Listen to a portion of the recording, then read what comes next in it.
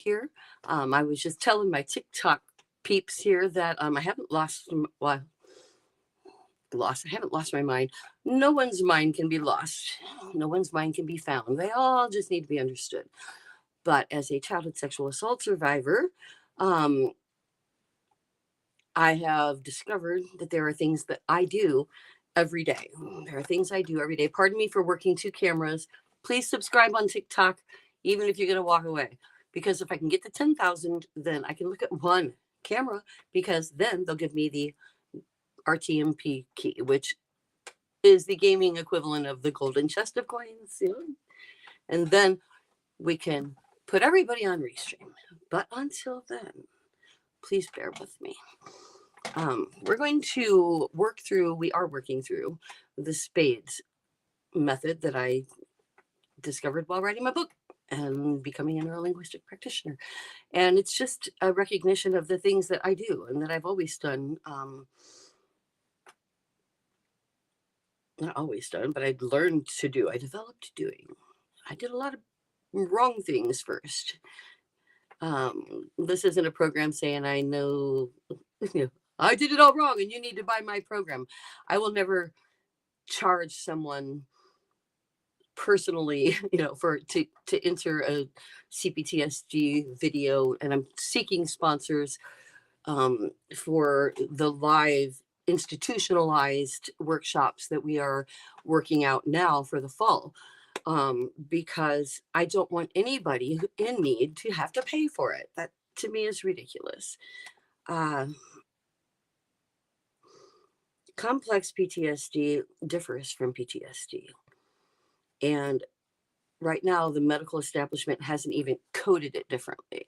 So it's important that you do your own research and that you, if you want to change your life, feel better about yourself, understand what your intimacy problems are or aren't, and all of that, then I suggest some introspection.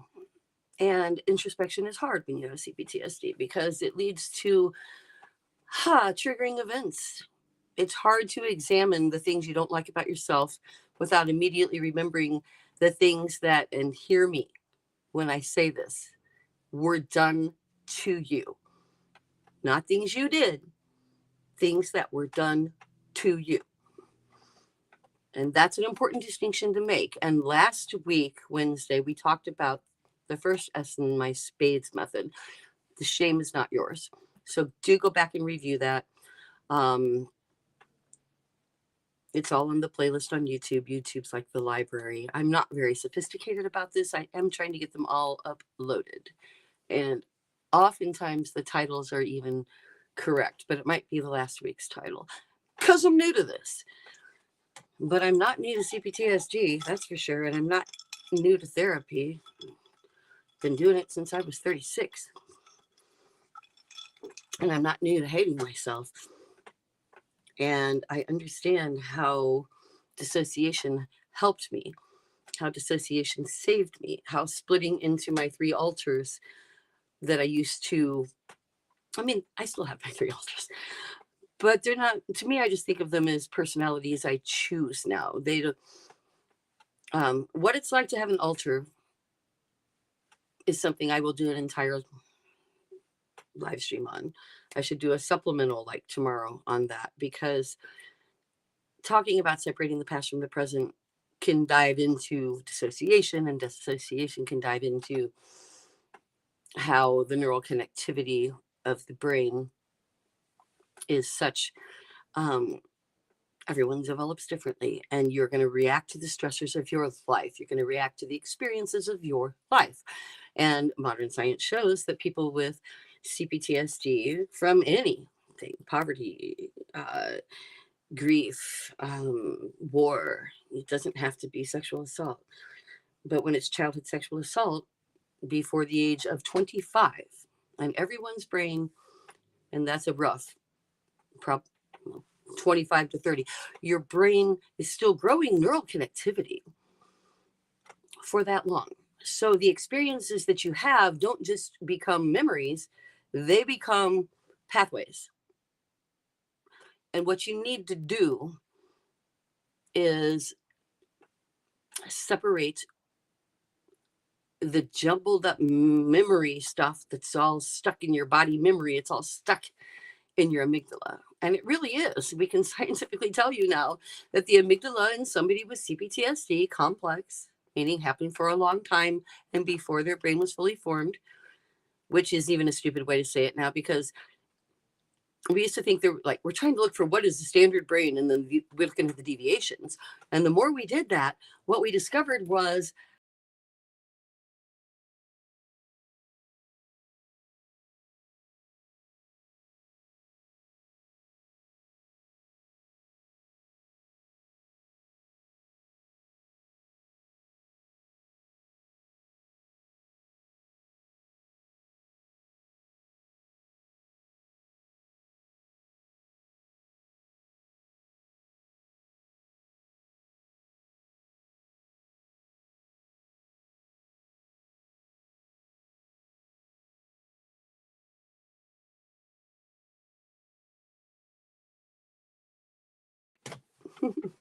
okay. Sorry, Restream, or everybody, YouTube, X, Facebook profile, and everybody else I'm going on. That was my son. My son is in a 4-year criminal justice program, and he is 19 years old. A year ago, just a few days ago, April 6th, he was nominated, well, not immediately, but for driving his Mountaineer between a semi and a elderly man from our hometown of Springfield, Illinois, having a heart attack, and his little dog too. He saved the man's life, and this kid's awesome, and he's gonna come see me. And Lexi is I'm not supposed to talk about them. 2 people I like a lot. They're gonna come see me. So we'll get back to biz here. Edit. This is separating the past from the present. Separating the past from the present. I believe I was talking about the neural connectivity when Willie called. So we know that the amygdala is literally thickened. The walls of the amygdala are thickened in a person with cPTSD, meaning there is a measurable difference. And we know that the electrical activity, the neural connectivity between your logic, your reason, and the amygdala, which is your fight or flight, is very impaired. There are less connectivities. There are less connections. There is less connectivity. Pardon me. So many words, so many syllables. And so much lemon seltzer. Yum.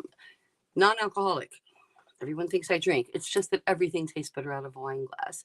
I taught this even to my children. We like drinking out of wine glasses, but I really can't drink much, to tell you the truth. Edit out. So back to the past from the present. The hardest thing, what I call the rabbit hole of crazy, keeping out of the rabbit hole of crazy is sometimes insulting to some. They may say crazy. It's not right to call someone with a mental illness crazy. It's like, true. I guess for healthcare and coding purposes, it's okay to call cPTSD a mental illness, but I really think of it more as an environmental toxin than a mental illness. Your mind is affected by environmental toxins, including the ones that make it form.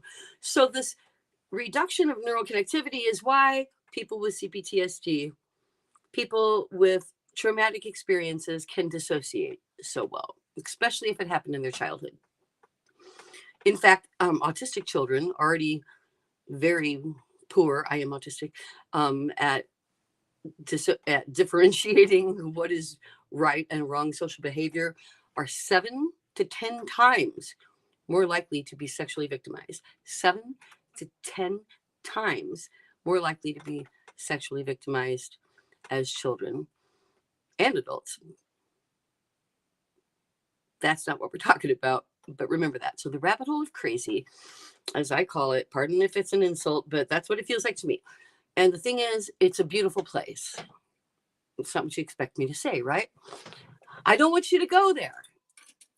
Like, heroin might be a beautiful place for a minute, but you don't want to go there. I only know that because it was slipped on me once and I smoked it thinking I was smoking a joint like 30 years ago. And not knowing what was happening to me, my knees were sinking into the concrete. I was like melting. We were trying to walk across the street from a bar that, Dave, what is it? In New York City. Is Davies Uptown or in New York City? No. Anyway, across the street to a bagel place. And I'm like, what's going on? And someone's like, oh, it was the heroin. I'm like, the what? What? I don't do that. Yeah, you did. It was in the joint. So I guess marijuana can be a gateway drug if something slips something on you. But saying it's like an amazing feeling for a minute when you're so distressed, you're so upset, you just lose it. And losing it feels, it's a release that you need. And the reason you need that release as someone with cPTSD is because you have so much body memory just swimming around in your amygdala that has not been processed. Hence the lack of neural connectivity or the lessening of it. It's just hanging out. You need to process it. And if you're like me, they're going to say you're depressed. They're going to say you're stressed. They're going to say you have PTSD. And they don't even understand complex. They don't even code for it in America. They're going to put you on antidepressants or, a serotonin reuptake inhibitor. They're going to send you to talk therapy. You're going to talk it out. They're going to tweak your drugs. They're going to keep doing that. You're going to hate that person and all the drugs, and you're going to keep trying, and you're going to go to someone else. And every time you do this, you are re-traumatizing yourself all over again. When the answer is so simple, the answer is taking the experience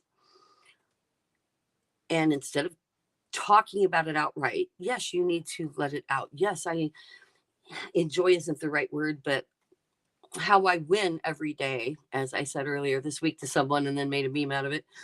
I win every day by not letting my past personal pain defeat me, by not letting it define me, and by trying to change someone else who was somewhat, at least like me, in position to make someone else's life better. Hell, I don't care if it's a dog or the old lady crossing the street. I need to make someone else's life better. Now I have this amazing opportunity. My book comes out on my birthday, September 2nd. It's on pre-order now. It's Self-Talk, My Continuing Efforts to Survive Childhood Sexual Grooming and Assault. If you pre-order it for $9.99, that's all. I'm not trying to get rich here. I'm trying to get speaking engagements, to get the workshops out into places where people can actually be helped, people who can't afford it, people that don't even know they have a problem. We're going to get deep into talking about intimacy and things too. I really need to do more than one day on separating the past from the present. There's so much to it. So back to it, being so much to it. So the rabbit hole of crazy, here's what happens. You are triggered. If you are not a person like us, we are triggered with anything. The chink of an ice cube, a smell, a sound, the fact that we blinked. I don't know. It just comes. The thoughts, just like, you get random thoughts about everything. Well, people who have been sexually violated get random thoughts about that too, out of the blue. And it's especially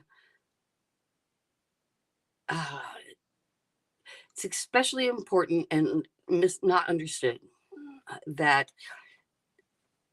even people who have gone on to have successful, intimate relationships and marriages, I find that we get to talking and there's a disconnect where the person who was sexually violated as a child has learned to mask. They've learned to pretend. They don't dislike sex, and I'm one of these people. But when they discover that there is a disconnect, that at the first point of feeling sexual attraction or being triggered by a PTSD event that makes you feel sexual disgust, these things, they like cross reference. They're the same. They're one and the same to you if you have cPTSD stemming from childhood sexual assault. So when you feel sexual feelings, because you're a human, you know you want to pursue this because you're in, we're assuming best of things here. You're with someone who loves you, you love them, you really want a real relationship, or you already are married, or whatever your version of marriage is. I'm happily not married, as I call it, which is my version of married. At that point, you have to make this decision to stay in the game. And it's really hard to do, because what you don't know you do, and I didn't know I did till I didn't do it anymore. That's really complicated, so I'm sorry. But is you separate. So you feel sexual feelings. You're feeling sexual feelings. I don't have to define those. I think we all know what those are. But then, even now, with the person you want to be with, you shift into performance artist. You take it away from you. You try to make them happy. You think you have had a great sexual experience if your partner that you love is very happy and you've done your role. And like, I just, time after time, the people I talk to, even without cPTSD, feel this way, because it's conditioned into us as women to please somebody else. But that dissociation can only go away if you learn to be selfish. And selfish has like such negative connotations in our society, but it shouldn't, because all selfish means on the root level is looking out for the self. And if you aren't looking out for the self, then you're lying to somebody else. So if you're trying to make somebody happy that doesn't make you happy, are you really selfless? Or are you selfish in the bad way? Be selfish for you first, and you will only attract the right thing to you. Be selfish for you and what you want first. And what you want is a partner that you are physically attracted to. And then what you need to do is learn physically and life fit and all the other stuff. Highly vetted partner. You're both feeling it. And at that point, you need to learn to separate the past from the present. And at that point, without training, most of us either dissociate to the point of not remembering, which I did for years, followed by, when I improved, I learned to just dissociate and become a performance artist and actually kind of like the thing. And then when I found real intimacy with my forever husband, not husband, as I said, then I had to start writing about it. I'm like, I can fast track you to this. I can fast track you to this. And sponsorship willing, I never ever want to charge a penny to do that thing, because it was life changing. It was life changing to realize that I don't have to jump down the rabbit hole back to the top. I don't have to jump into crazy. I don't have to scream and cry when I'm triggered. I don't have to find relief because I don't have any outlet. I can reprocess, and did. I used cognitive behavioral therapy, which is not talking, it's writing. It's getting your brain to take those memories, and once you put them on paper, this very scientific, we used to say magical, but scientific thing happens, and it transfers from your amygdala to your hippocampus. Now you've got logic and reason. Now you can look at your experience as a violated childhood sexual assault survivor, which in the maybe up till now you've cried and screamed or never told anybody or tried not to think about it or hated yourself or felt like you were a dirty little slut or all the things that I went through and most people do. But you're free. You can be free now. You don't have to jump in the rabbit hole of crazy, because now you have knowledge. Now you have history. Now you have sociology. Yes, it hurts. I've been told, well, look, you're not over it. It's like, buddy, walk in my shoes and tell me I should be over it. Or ma'am. but I deal with it. And I deal with it in such a way that my sex is real, that I feel it, that I'm in there and the universe expands. And I feel it in such a way that my partner, I finally refused all the people that had negative energy and found this beautiful, beautiful person. And so I married him. And then I found out how to heal and feel so much better about everything. So I became a neurolinguistic practitioner. And now they're like, you're crazy. What? You're a songwriter. You're a singer. You're a flute player. The best flute player in the world, in my opinion, said I was the second best flute player in the world. Now, he was saying it to me, so I don't know how much credibility is in there. I'm saying all I ever wanted to be was a real girl. All I ever wanted to be was a real girl, and I never felt like a real girl because I was stuck with the past and the present constantly interlooping in every decision and every feeling and every encounter. So I thought when I was married the first time to a great guy, my fault, not his, I thought I'd be cured, but I wasn't, because he couldn't cure me because I wasn't even admitting I had a problem, a condition, a situation. So over a decade of denial and a couple more of my own therapy and discovering, traipsing me through drugs and all this crap, and none of it worked. And then finding what did, finding cognitive behavioral therapy, and EMDR, which I haven't even done yet because I'm autistic and I think all of my brain will like explode if I do, but I hear it's really good for other people. These things actually make quick, free, life-changing effects. And as long as you keep traipsing yourself through, and don't quit your drugs because I said so. I am not a medical doctor. I am a neurolinguistic practitioner. Beyond that, if you quit, I know that you cannot quit anything you're on without tapering off, and you need to do that in the hands of your doctor. Disclaimer, disclaimer, disclaimer. Now, get the hell off that stuff if you can with your doctor, because what it is doing is keeping you looping. It's looping you through talk therapy. It's looping you through drug therapy. Let's try a different drug. Well, maybe that drug wasn't right for you. Let's try a different drug.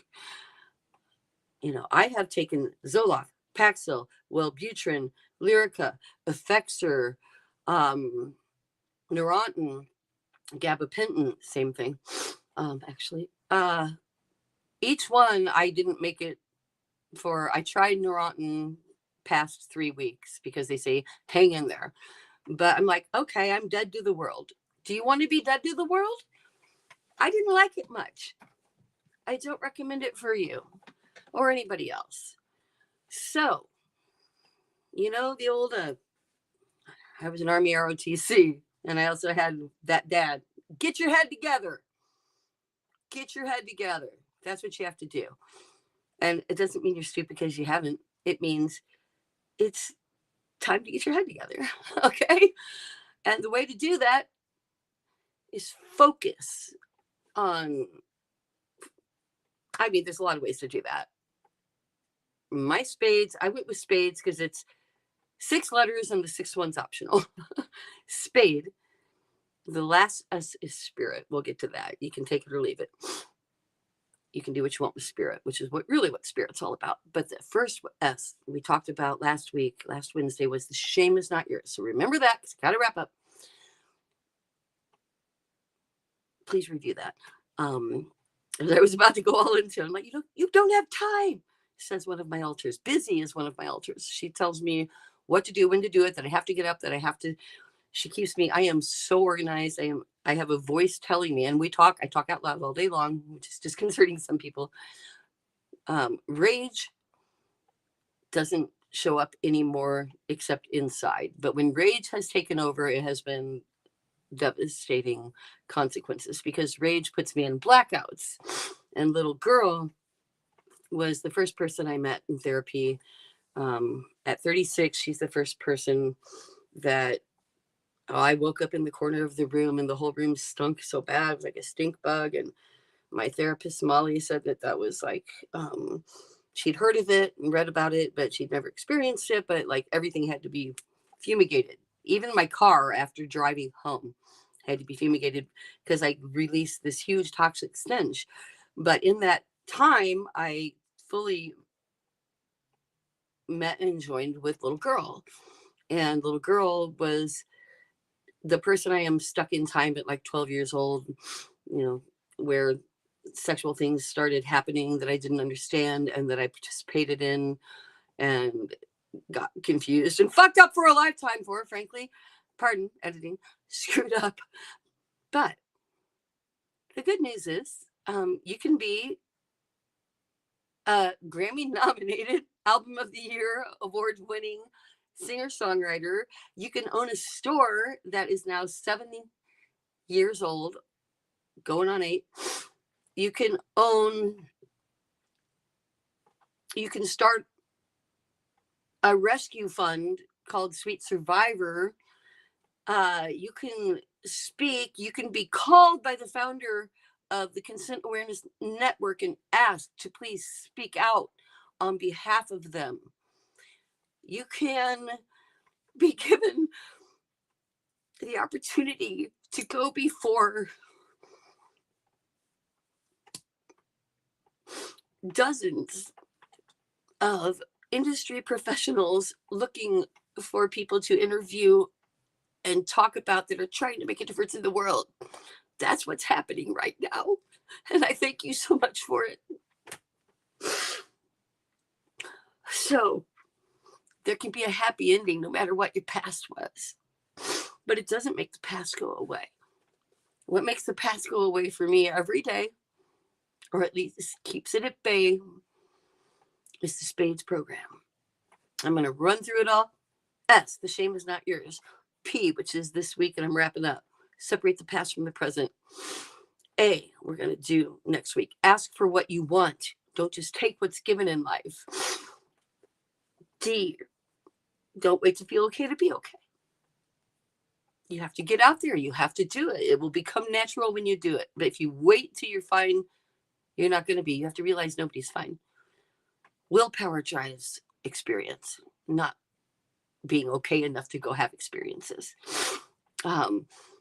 E, educate and advocate.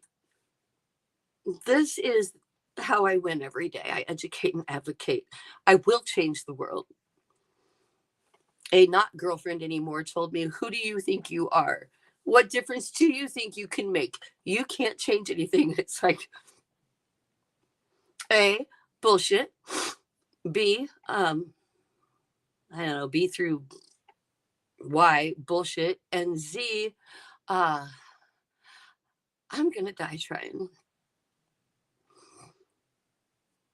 So tomorrow we will recap separating the past from the present. And we're going to talk about asking for what you want.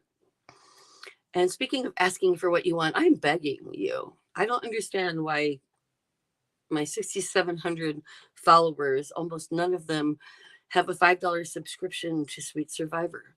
SweetSurvivor.com, $5 subscription. And I also just added over 1,000 products from women and family and community artisans. And we've already bought them and warehoused them in America. We're not like shipping from China. We want the money to go to them. We trust you're going to like them. So please buy them. SweetShoppinggroup.com. Thank you. Yes, I'm intense. I'm also an SB. Get over it. No, that's a joke. I love you. I really do, because unlike some naysayers, I know that my true friends, some of them are right close at hand, but most of them are the people that care about my mission, like you. So, Linda Kay Gifford, signing out. Oh, I keep saying that, not doing it. My CD is available for download for free. I'm giving away a bed for my boots. I recorded it years ago. Never put it online or anything. I'm old people. So now it is. And I've got 3 more coming. So if you like this, cool. If you don't, it's free. Spotify. Also Linda Kay Gifford Songs, Kay Gifford Songs.com. We'll get you there. So I'm going to go now for realsies. For realsies. Okay.